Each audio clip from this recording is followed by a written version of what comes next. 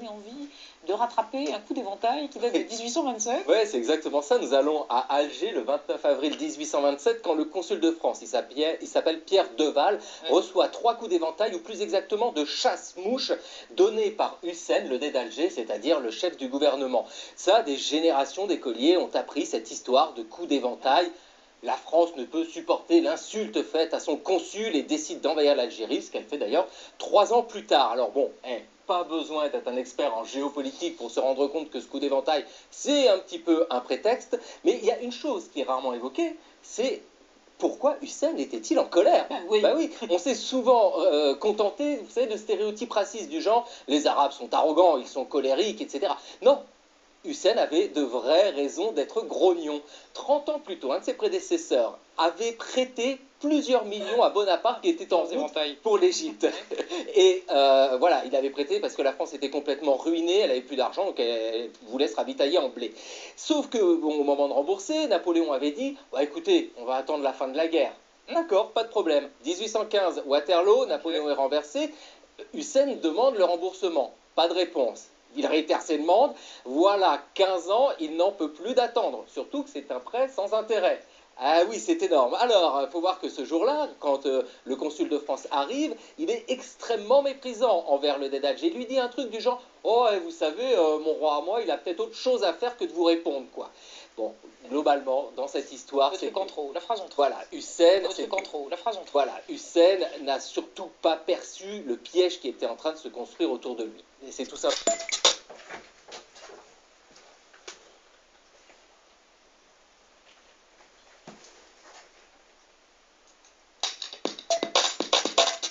Il y a 60 ans débutait la guerre d'Algérie. 1er novembre 1954, c'est la Toussaint rouge. On compte au moins une trentaine d'attentats en ce jour de Toussaint contre des militaires ou des policiers dans l'Aurès et en Kabylie. Une dizaine de morts est à déplorer. Des attaques revendiquées par le FLN, le Front de Libération Nationale Algérien tout juste naissant. Dans un contexte de décolonisation mondiale, le mouvement prône l'indépendance du pays, divisé en départements français, et n'hésite pas à utiliser la force. L'expression d'un point de vue peu relayé en France. Dès le 5 novembre, le gouvernement français envoie des renforts militaires en Algérie. Les hommes politiques français font preuve d'autorité. L'Algérie, c'est la France, des Flandres jusqu'au Congo. S'il y a quelques différences dans l'application de nos lois, partout la loi s'impose et cette loi est française, déclare François Mitterrand, alors ministre de l'Intérieur, le 12 novembre 1954. Le 24 novembre, il prône à son tour le recours à la force. Mais le désir d'indépendance des Algériens est bien plus profond. Les racines du conflit sont déjà visibles 10 ans auparavant, avec un massacre beaucoup plus meurtrier. Le 8 mai 1945, la France fête la capitulation nazie. En marge d'une manifestation dédiée à l'événement à Sétif, ils sont plusieurs milliers à exprimer des revendications patriotiques. À bas le fascisme et le colonialisme, peut-on entendre dans le cortège. Certains vont jusqu'à brandir un drapeau algérien, malgré l'interdiction, comme le jeune Bouzid Sahal, qui sera abattu d'une balle tirée par les soldats français. S'ensuivent des émeutes autour de Sétif, c'est l'escalade, la répression est violente, on parle d'environ 10 000 morts, et ceux qui ne seront pas tués seront au mieux humiliés. Des répressions qui vont amener les différents leaders à radicaliser leur combat, jusqu'à mettre en place et en action le FLN lors de la grande insurrection de la Toussaint de 1954. Le point de départ d'un mouvement qui ne va cesser de grandir et de s'étendre à d'autres territoires. Mais ce n'est qu'en 1955 que la guerre semble vraiment déclarée, avec l'intervention militaire de la France dans l'Aurès puis en Kabylie, et l'implication de François Mitterrand.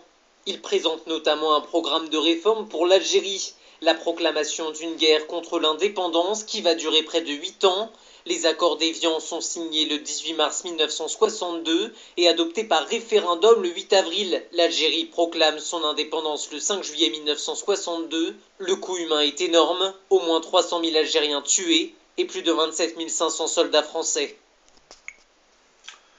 Bonjour à tous. Le déclenchement du printemps arabe, qui avait mis fin au règne de certains dictateurs dans le monde arabe, serait un nouveau signe annonciateur de l'avènement de ce mystérieux grand monarque que les musulmans attendraient sous le titre de Mahdi. Pendant leur gouvernance, beaucoup de ces dictateurs avaient fini par canaliser les forces vives de leur nation pour ensuite développer un culte de la personnalité autour duquel gravitait tout le pouvoir du pays. Or, dans la religion islamique, il est bien stipulé que tout bon musulman ne devra pas associer d'autres divinités à leur foi. Ils devront rester fidèles en cette croyance en un Dieu unique qui contrôle et régit la vie et destinée de tous les hommes sur terre. Ils ne devront en aucune manière remplacer cette croyance par une soumission aveugle en des leaders qui, pour beaucoup d'entre eux, développeront une politique dictatoriale qui gravitera autour du culte de la personnalité. Au cours de leur histoire, beaucoup de ces dictateurs du monde arabe initieront des programmes politiques qui, calqués sur le modèle occidental, occulteront progressivement de leur constitution les lois de Dieu. Et pour se maintenir au pouvoir, ils apprendront à canaliser les forces vives de leur peuple en dénonçant la politique impérialiste des anciennes puissances coloniales, qui jadis occupaient leur pays. En agissant de la sorte, ils fabriqueront progressivement un nationalisme arabe qui aveuglera complètement les peuples. La destitution de beaucoup de ces dictateurs avait déjà commencé avec la fin du règne du leader égyptien Gamal Abdel Nasser, ensuite par celle du président algérien Ouari Boumedienne en 1978, et quelques temps plus tard par celui du Shah d'Iran. S'en suivra la fin de celui de Saddam Hussein en Irak, puis de Ben Ali en Tunisie, de Moubarak en Égypte et de Kadhafi en Libye. Certes, les dictateurs s'en vont, mais leurs régimes militaires se maintiennent au pouvoir tout en continuant leur répression à l'encontre des peuples et de leurs dogmes religieux. La fin de règne de tous ces dictateurs arabes a déjà créé un vide à la tête des États. Ceux qui les remplacent désormais n'ont plus vraiment le charisme de ces anciens dictateurs, mais pour pouvoir garder leurs privilèges à la tête des nations, ils continuent de mener des politiques de répression contre leur peuple. C'est autant de facteurs qui permettront au Mahdi de mieux faire passer son message au milieu de tous ces peuples qui espèrent en lui un monde meilleur sans terreur des pouvoirs militaires. Précisons tout de même que beaucoup de ces dictateurs arabes, morts ou toujours vivants, étaient ou sont toujours les marionnettes d'un pouvoir maléfique que détiendrait le diable. La venue du Mahdi viendrait donc comme un ordre divin dont la mission consistera à corriger et à nettoyer les pays arabes de cette influence maléfique. Les hadiths, paroles sacrées du prophète, nous précisent que ce mystérieux Mahdi pourrait surgir du Maghreb et probablement venir naître sur le sol de France. L'un des pays qui serait les plus aptes à accueillir sur son sol les ancêtres du Mahdi est sans aucun doute l'Algérie. Certains signes ne trompent pas. En colonisant ce pays, la France a très probablement fait venir sur son propre sol les parents de ce mystérieux grand monarque, dont la venue avait été prophétisée par nombre de visionnaires chrétiens à travers les siècles. Et certaines prophéties seraient assez claires quant au lieu de naissance de ce Mahdi. La France est le pays tout désigné. Donc maintenant, il serait assez intéressant de dire quelques mots sur la conquête de l'Algérie par la France. Comme ça a été dit dans la petite vidéo, du moins dans un petit extrait, les manuels scolaires nous disent que le roi de France, Charles X, aurait décidé d'envahir l'Algérie suite à un geste déplacé du dey d'Alger à l'encontre du consul de France, Pierre Deval. C'était le prétexte qui justifiera la conquête de l'Algérie par la France. Mais nos manuels scolaires évoquent le coup d'éventail en occultant complètement la cause d'un tel geste. En 1798, le gouvernement du Directoire en France acheta du blé à la régence d'Alger pour les besoins de l'expédition du général Bonaparte en Égypte. Le blé était financé par un emprunt de la France auprès de familles juives d'Alger. Celle-ci avait entre autres demandé une garantie du dey turc qui gouverne la ville. Et en 1827, le dey d'Alger, Hussein frappera du manche de son chasse-mouche le consul de France Deval, un affairiste qui refusera de s'engager dans le remboursement du prêt. Le président du ministère français, Villèle, demandera alors réparation au dey d'Alger pour l'offense faite à son consul. Mais bon, il n'obtiendra rien de la part de ce dey d'Alger. Et le 3 mars 1830, dans le discours du trône, le roi Charles X évoquera pour la première fois l'idée d'une expédition punitive destinée à obtenir réparation de la dette ainsi qu'à détruire le repère de corsaires installés dans la régence d'Alger et mettre fin à l'esclavage. Bon, bien entendu, vous avez compris que, en réalité, à cette époque, la France recherchait un empire colonial qu'elle n'avait pas, puisque l'Angleterre et l'Espagne avaient déjà un vaste empire colonial. Et la France n'avait pas grand-chose, donc elle recherchait un empire colonial. C'est ce qu'elle va faire avec l'Algérie, puisque l'Algérie, ça sera le point de départ de la colonisation d'une partie de l'Afrique. Parce que lorsqu'ils vont conquérir et pacifier l'Algérie, les militaires français vont continuer leur expansionnisme colonial en envahissant les pays voisins. Le comte, lui, de Beaumont, ministre de la guerre dans le gouvernement Polignac, hein, est finalement nommé commandant en chef de l'expédition en Afrique. Une flotte composée de 453 navires, 83 pièces d'artillerie, 27 000 marins et 37 000 soldats appareillera de Toulon le 25 mai 1830. Pour une expédition punitive, vous avez remarqué qu'il y a beaucoup de navires et beaucoup de soldats quand même. Hein. Donc c'était pas vraiment une expédition punitive, mais vraiment une envie de coloniser certaines terres. Les troupes françaises débarqueront sur la plage de Sidi Férouche à 25 km d'Alger. Hein. Pendant ce temps, la flotte bombardait les défenses de la ville. Hein. Et devant la puissance de feu de l'armée française, le Dey turc d'Alger décidera de capituler le 5 juillet après plusieurs jours de combat contre les troupes turques qui auront fait 415 tués et 2160 blessés dans le corps expéditionnaire français. 48 millions de francs seront prélevés dans le trésor, ce qui permettra de couvrir les frais de l'expédition. Hein. Et les soldats français vont se livrer, quant à eux, à une mise à sac de la ville. Bon, pourquoi Dieu aurait-il autorisé le saccage de la ville d'Alger? À cette époque, toute l'Afrique du Nord était devenue une base d'opération de la piraterie en Méditerranée. Le port d'Alger était devenu l'un de ses repères. Tous les convois chargés de marchandises qui sillonnaient la Méditerranée étaient systématiquement attaqués par les bateaux pirates. Pour essayer de réduire cette piraterie, certaines nations européennes décideront de lancer de brèves incursions sur les côtes algériennes au XVIe siècle. Hein. Et c'est ainsi que les Espagnols investiront la ville d'Alger. Pour les en chasser, les Algériens feront appel en 1515 aux corsaires turcs qui occupaient depuis 1513 le port de Djidjili en Kabylie. Hein. L'un de ces pirates avait acquis une certaine réputation pour sa cruauté. Hein. C'était, je vous donne le nom arabe, Kher Ed-Din, dit Barberousse. C'était en raison de la couleur de sa barbe. Les corsaires turcs, sous la conduite de Barberousse, finiront par chasser les Espagnols d'Alger, hein, tout en occupant la ville, bien entendu. Hein. Ils finiront par s'y installer, hein, et ils y installeront aussi un régime de terreur exécutant tous ceux qui refusaient la nouvelle domination turque. Hein. Mais par la suite, il y aura beaucoup de révoltes du côté algérien contre cette occupation turque qui sera fortement réprimée aussi. Hein. En s'emparant d'Alger en 1530, après avoir chassé les Espagnols du Bénon, le corsaire turc appelé Barberousse finira par faire étrangler le prince d'Alger qui s'appelait Salim Toumi, avant d'épouser sa femme Salima. Par ce geste de terreur, il voulait un peu marquer l'esprit des habitants d'Alger, hein, qui avaient refusé dans un premier temps sa présence en s'alliant à la dynastie berbère des Hafsides, hein, qui l'avait combattu assez durement. Hein. Et pour les punir, Barberousse va instaurer un régime de répression assez sanguinaire. Hein. Dès la prise d'Alger par les pirates ottomans, jusqu'à leur départ forcé en 1830, hein, tous les Dey turcs d'Alger qui s'étaient succédés à la régence étaient tous, sans exception, hein, des pirates. Hein. Les Turcs ottomans avaient institué un apartheid en Algérie. Hein. Au sommet de la hiérarchie sociale se trouvaient les janissaires ottomans, hein, puis les Koulouglis. Ce sont des gens issus des mariages entre les Turcs et les Algériennes. Hein. Puis tout en bas de l'échelle, hein, on retrouvait les Algériens de souche. Et à la tombée de la nuit, les autochtones étaient souvent chassés de la Casbah à l'Alger, hein, et seules les femmes y étaient tolérées pour assouvir les plaisirs, le désir sexuel des janissaires turcs. Hein. Et chaque année partaient d'Alger vers Istanbul des bateaux, des cales pleines d'or et de marchandises, ainsi que des esclaves berbères sexuels. Hein. C'était surtout les femmes. Hein. Les femmes berbères étaient souvent envoyées, elles étaient prises à cause de leur beauté. Hein. C'était les pirates d'Alger faisaient ainsi des cadeaux d'allégeance au fameux calife ottoman.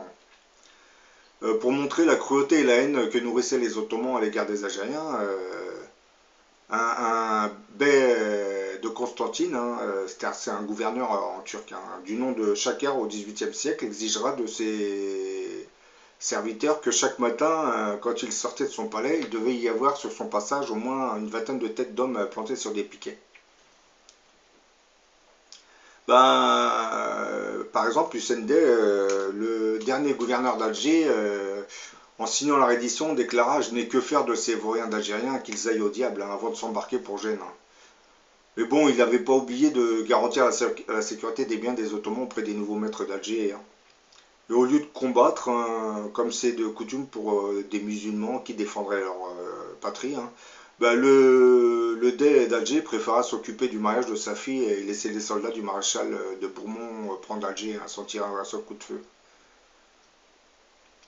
Bah, précisons tout de même que c'est par l'intermédiaire de la piraterie turque que la Turquie ottomane prendra officiellement pied en Algérie, à partir du XVe siècle. Alger devenait ainsi une base avancée, et de là, l'Empire ottoman pouvait porter des coups assez fatals à la navigation européenne. Avec ses ressources par Brousse, les Turcs chasseront définitivement les Espagnols du pays et en prendront le contrôle, allant jusqu'à placer le territoire algérien sous la dépendance du sultan de Constantinople. Donc en gros, pour ceux qui ne comprennent pas, l'Algérie c'était devenu une sorte de province turque. C'est-à-dire l'Algérie, tout le Maghreb. Et avec une soixantaine de bâtiments, dont 35 galères, la piraterie turque d'Alger voguait sur la Méditerranée à la recherche de navires dont elle pillait les marchandises. Alger était devenu un repère de pirates qui s'accaparait par la force les richesses des autres nations. Cette piraterie méditerranéenne avait fini par réveiller la colère de Dieu. L'envoi d'un corps expéditionnaire français vers Alger aurait-il été stimulé par Dieu pour punir le manque de foi des pirates d'Alger? Ben, je le pense. La France avait refusé de rembourser l'emprunt que lui avait octroyé le Dey turc d'Alger, de l'argent qui provenait en général de la piraterie, des pirates qui se faisaient voler à leur tour. C'était ironique quand même. Dieu n'aime pas le vol, comme le dit le proverbe, bien mal acquis ne profite jamais. Précisons tout de même qu'en 1830, l'Algérie n'était pas un territoire indépendant, mais une possession de la piraterie turque, qui avait fini par installer un régime de terreur en Algérie. L'occupation par la France n'avait donc fait que se substituer à une occupation étrangère, celle d'un autre pays. Mais bon, avec le temps, ce nouvel occupant français deviendra aussi sanguinaire que le précédent. Par exemple, Victor Hugo, qu'on nous présentait comme l'écrivain de référence, disait à propos de la conquête de l'Algérie par la France, chose étrange et bien vraie pourtant, ce qui manque à la France en Algérie, c'est un peu de barbarie. Les Turcs allaient plus vite, plus sûrement et plus loin. Ils savaient mieux couper les têtes. La première chose qui frappe le sauvage, ce n'est pas la raison, mais c'est la force. Oui, oui, c'est des paroles de l'écrivain Victor Hugo, c'est pour vous dire. Bah, la conquête de l'Algérie ne se fera pas une journée, et à chaque fois qu'une révolte algérienne musulmane se déclenchait, la France coloniale y répondait par une répression assez sanguinaire. Et les massacres de Sétif le 8 mai 1945 marqueront la mémoire de l'Algérie. La répression qui s'était abattue sur les Algériens fera plusieurs milliers de victimes et stimulera la naissance d'un mouvement nationaliste qui sera la source du déclenchement de la guerre d'indépendance 9 ans plus tard, le 1er novembre 1954. Une guerre qui va durer 7 ans et qui va aboutir aux accords d'Évian en 1962. Mais l'histoire de ce pays sera à nouveau marquée par le déclenchement d'une nouvelle guerre civile qui opposera les islamistes au régime militaire algérien.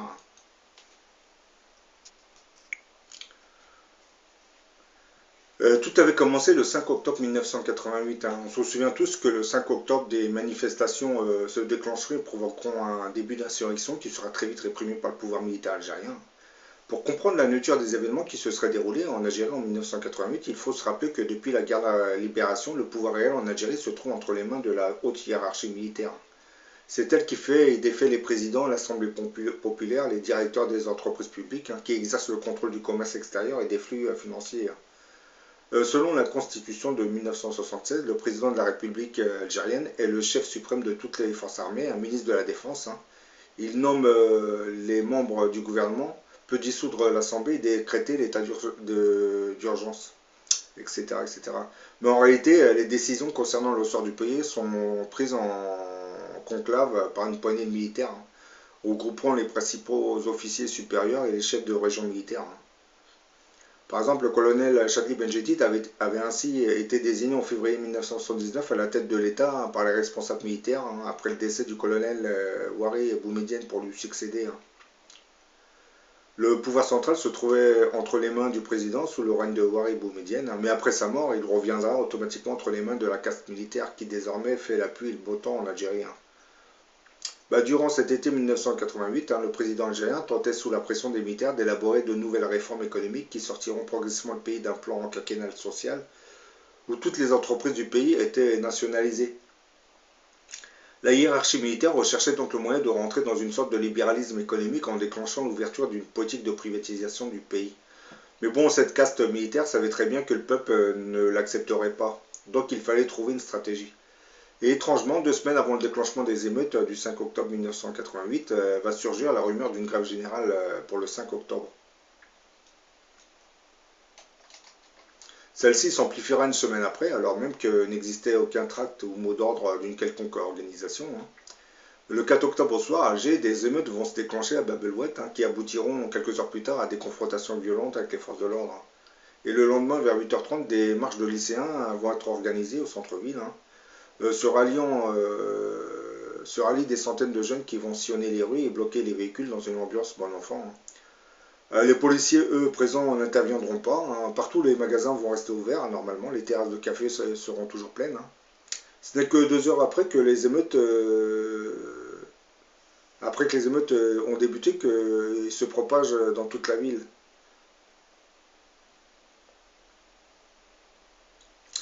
Les services de sécurité, eux, semblent débordés. Certains parlent même d'absence totale de policiers. Des rumeurs font état du désarmement de la police. Les conseillers du général Nézard le confirmeront dans leur mémoire, en indiquant que ce dernier ignorait les raisons. Oui, c'est un peu comique quand on dit que le général Nézard ignorait les raisons d'un tel désarmement. C'est un gros mensonge, puisque c'est lui-même qui avait ordonné ce désarmement. C'est la caste militaire qui avait ordonné ce désarmement pour une raison fort simple. Probablement pour justifier l'entrée en scène de l'armée dans le pays.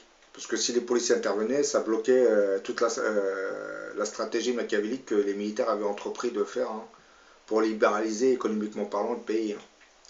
L'absence des forces de sécurité était remarquée par de nombreux observateurs, dont un certain Frédéric Fritscher, qui était le correspondant du quotidien français Le Monde. Voilà ce qu'il disait. Où étaient donc les forces de police ce mercredi 5 octobre, premier jour des émeutes? Elles avaient reçu des instructions précises. Même les agents de circulation avaient déserté les carrefours. Comme si tout était prévu à défaut d'être orchestré. Qui avait donc bien pu, mardi soir, prévenir certains commerçants de la rue d'Idouche Mourad en leur conseillant de laisser leur rideau baisser le lendemain. Qui étaient ces adultes à l'air sévère et décidés qui guidaient mercredi matin ces hordes déchaînées dans Alger, ville ouverte. Et si nous avions entendu parler des uns, nous avions vu les autres. Fallait-il donc en arriver à cette extrémité pour pouvoir en appeler aux militaires et décréter le lendemain l'état de siège? Je pense que les émeutes de 1988 avaient été instrumentalisées par le pouvoir militaire. Il n'y a pas de doute dessus. Le pouvoir avait choisi la fermeté et n'entendait pas laisser la rue aux manifestants. Cela va se traduire aussitôt par un déploiement important de forces de l'ordre dans la plupart des quartiers. Les forces anti-émeutes vont être renforcées et d'autres unités militaires vont être déployées. Là, les tirs de policiers vont devenir de plus en plus fréquents puisqu'ils ont fini par recevoir des ordres. Et plusieurs officiers de police se rendent sur les barricades pour essayer de reprendre l'offensive. Ils vont charger les manifestants en tirant dessus. Les arrestations vont augmenter, parce que l'Algérie c'est un régime militaire, faut pas l'oublier. Les jeunes manifestants vont être emmenés sans ménagement vers les commissariats, encore sous contrôle de la police. Et là, je vous dis pas, ils vont être complètement tabassés. Les premiers véhicules blindés font leur apparition autour des principaux bâtiments publics, dont le siège central du parti. Les principaux blindés étaient déjà présents, puisque cette opération avait été commanditée, avait été préparée à l'avance, donc tout avait été instrumentalisé. Les blindés n'étaient qu'à quelques kilomètres des villes, ils étaient en attente. Des militants en tenue léopard, casqués, l'arme à la bretelle et baïonnettes prendront position devant les bâtiments officiels. Et ce qui était frappant, c'est qu'aucune mesure de sécurité n'avait été prise devant la présidence. Ça, c'est vraiment... tous ces faits nous conduisent à penser que les émeutes d'octobre 1988 avaient été préalablement programmées à l'avance par une partie de la hiérarchie militaire, afin d'instaurer un état d'urgence qui leur facilitera l'adoption de nouvelles lois libérales destinées à ouvrir l'économie vers le marché privé. Le 5 octobre 1988 constitue en fait une date opportune pour provoquer des manifestations qui allaient être encadrées et puis contrôlées. Pour le pouvoir en place, c'était le moyen de canaliser le mécontentement populaire afin d'éviter une explosion sociale beaucoup plus importante. Puisqu'avant ces émeutes, certaines entreprises d'État commençaient à envoyer des signes de faiblesse, hein, puisque l'économie fonctionnait au ralenti. Hein. Certaines entreprises, du moins certains syndicats, commençaient à appeler à des grèves. Hein. Ce faisant,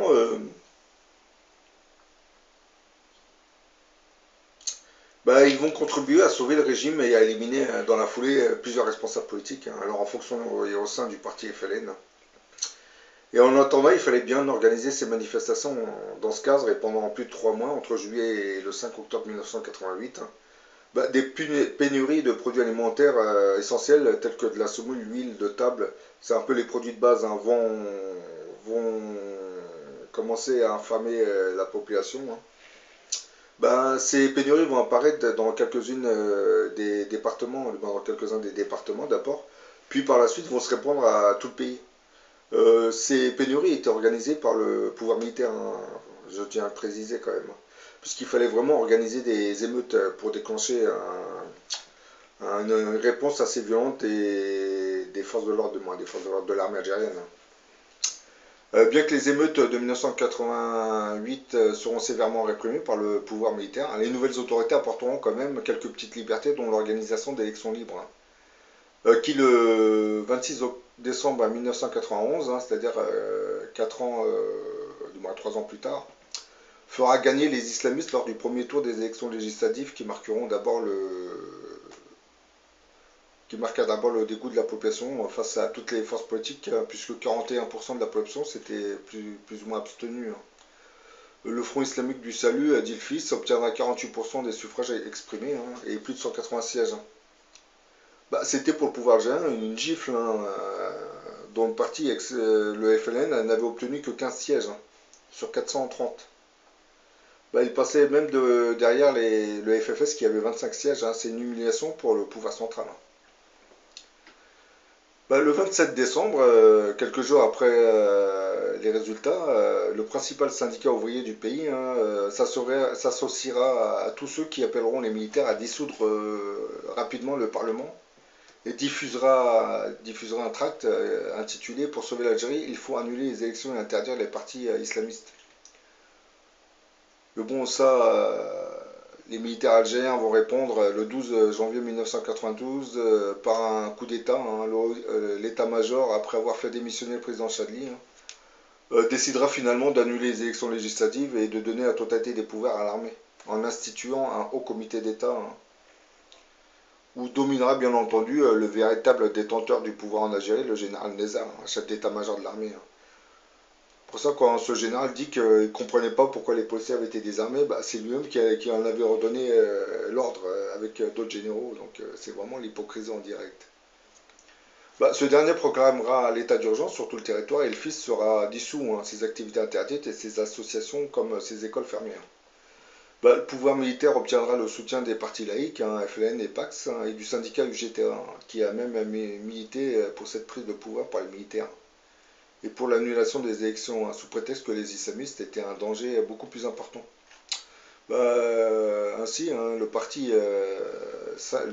stalinien, j'allais dire, apportera son soutien à une dictature militaire et à un état de siège. Hein. Là, on peut dire que la guerre civile en Algérie venait de commencer. Elle avait commencé dès le début de l'année 1992.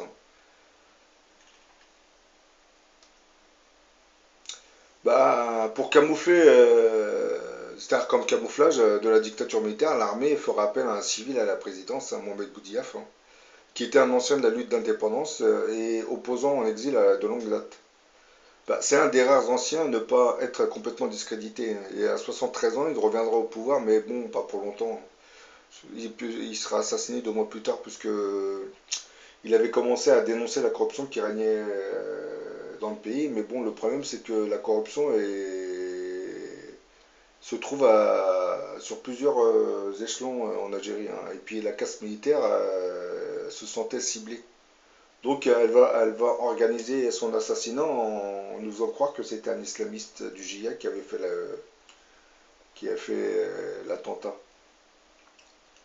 Bon, là, on comprend beaucoup de choses, hein. Donc, lorsqu'on nous dit que les islamistes, oui, les islamistes se sont révoltés parce que on a annulé une élection qui leur avait permis de gagner. Ça, c'est un fait. Mais le problème, c'est qu'il faut comprendre que les émeutes de 88 avaient été instrumentalisées par le pouvoir militaire, hein, parce que comme ils ne pouvaient pas modifier la constitution et ouvrir le marché, du moins le pays au marché privé, il fallait vraiment déclencher une guerre pour imposer ce libéralisme économique au pays. C'est ce qui a été fait, hein, à partir de 92, hein, parce que comme vous le savez, dès les débuts du déclenchement de la guerre civile, hein, le pouvoir militaire va y répondre par une répression assez sanguinaire. Et comme ce pouvoir militaire algérien vante, du moins prétend refléter des valeurs laïques, ben, le gouvernement français va immédiatement le soutenir. Et pour pousser les nations européennes à le soutenir encore plus fortement, ben, les services secrets algériens lanceront un programme, c'est-à-dire plusieurs opérations d'attaque terroriste sur le sol de France, qu'ils vont maquiller en attaque islamiste du GIA, hein, puisque même les services secrets français étaient bien conscients de la grossière manipulation dans les attaques. Par exemple, le détournement de l'Airbus en 1995 était plus qu'étrange, puisque l'aéroport d'où est parti cet avion était l'un des plus contrôlés, l'un des plus surveillés du pays. Donc, comment un groupe de jeunes Algériens a pu pénétrer ce lieu avec l'armement lourd et, et monter dans l'avion? Non, non, ça a été. C'est un commando kamikaze qui ne venait pas de groupe islamique armé, hein, mais de certains membres des services secrets algériens. Tout comme l'attentat de Saint-Michel, hein, on l'a attribué au groupe islamique armé, mais bon, c'est vraiment de la foutaise, hein. Après, nos médias nous expliquent, oui, le GIA a revendiqué, mais vous savez, le pouvoir militaire algérien connaît les tracts du GIA, donc il peut revendiquer n'importe quoi à travers ces tracts. Ça ne veut rien dire, les revendications. C'est un peu comme Daesh aujourd'hui, vous avez quelqu'un qui renverse une personnalité, Daesh va s'empresser de dire que c'est eux qui avaient commandité cet acte. Donc ils essaient de s'attribuer tout ce qui se passe sur la planète, mais bon, ça n'a aucun sens. Donc lorsqu'on nous dit que le GIA a revendiqué telle attaque ou tel attentat, ça prête à rire. Mais bon, comme nos médias sont d'obédience laïque, on comprend plus ou moins pourquoi ils ont tendance à discréditer complètement les islamistes, hein. Puisque comme je l'ai déjà dit dans d'autres vidéos, les attentats, à qui profite le crime concernant les attentats de Paris? Bah, la réponse vous explique qui les aurait déclenchés. Bon, pour ceux qui ne comprennent pas vraiment, les attaques terroristes de Paris ne profitaient pas aux islamistes. Donc ça profitait plus au pouvoir central algérien, c'est le pouvoir militaire. Donc, méditons, hein, qui avait intérêt à déclencher ce genre d'attentat sur le territoire français, en sachant fort bien que le pouvoir français ne se rangera pas du côté islamiste, mais du côté du pouvoir central, hein. Puisque la France, c'est un pays qui est réputé être laïque, donc déjà qui fait tout pour affaiblir le christianisme, donc les islamistes, c'est encore pire. Ben, maintenant, on comprend beaucoup mieux pourquoi ce mystérieux grand monarque apparaîtra sur le territoire français, hein, parce que comme vous l'avez remarqué, pour l'instant, ce pays est animé que par le mal, hein. Et je ne parle pas, je parle de la France, hein, je ne parle pas du régime militaire algérien, hein, c'est une junte, donc ça ne sert à rien de critiquer une junte, hein, voilà, c'est un régime sanguinaire. Donc, lorsque la France nous explique qu'elle soutient le progrès devant l'obscurantisme islamiste, ça prête à rire.